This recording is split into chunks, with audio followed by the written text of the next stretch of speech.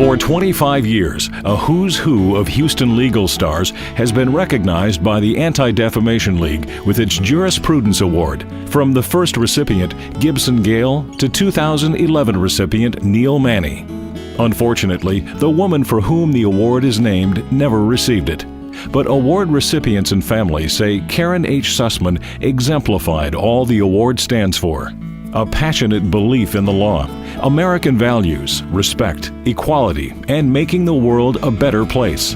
And they say having her name on the award reminds them of her striking personality and devotion to all she held dear. She was a multi-dimensional person. When she walked into a room, she radiated the room. She had that vibrant personality that was a one-of-a-kind. I did see her as a role model. She was really smart, really committed to good causes like the ADL and many others too. She was a loyal friend. Karen was loyal, even fiercely loyal, to her family and her good friends. You mess with a member of her family or one of her close friends and she would be all over you. Karen was a person who cared very deeply about the things that mattered to her. She was passionate's probably not even the right word, about her children and her family. It was more like ferocious. That was her first and most important love in her life. But she cared a lot about a lot of issues, and they spanned really quite a range. While husband Steve and children Harry and Stacy were the center of her life, she also was a capable and well-respected lawyer. She was board certified in family law, and she really had good insights and instincts in terms of the practice. I co-counseled a couple of cases with her, and she was an ardent representative of her clients. And she had very quick analysis skills of family law issues.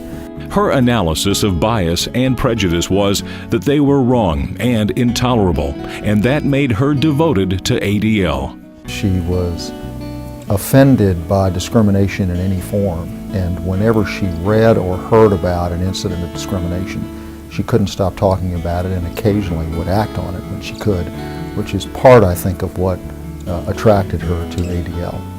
Karen Sussman spent 20 years as a lay leader for ADL, chairing the board just before she died. She cared deeply about the Jurisprudence Award. She really saw this event as a way to honor a lawyer, but more important, to spread the message of what the ADL was and what its programs were to the broader legal community. And I think that's worked. I remember when my dad got the award, and she was very proud of the award. I do also remember her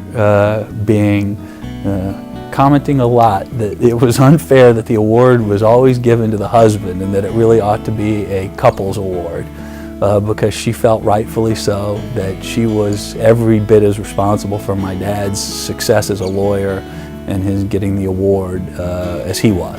Because the award and ADL were so important to Karen Sussman, she pushed its fundraising aspect hard.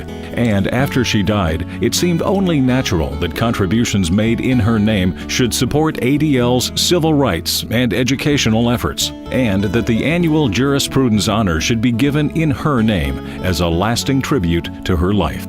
There couldn't have been a greater honor than to be honored in Karen's name. Because it bore her name, that was especially meaningful to me.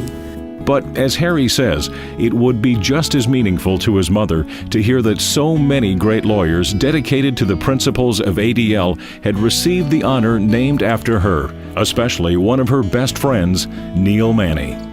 He not only has done well by himself and his family, but he's done well by the community.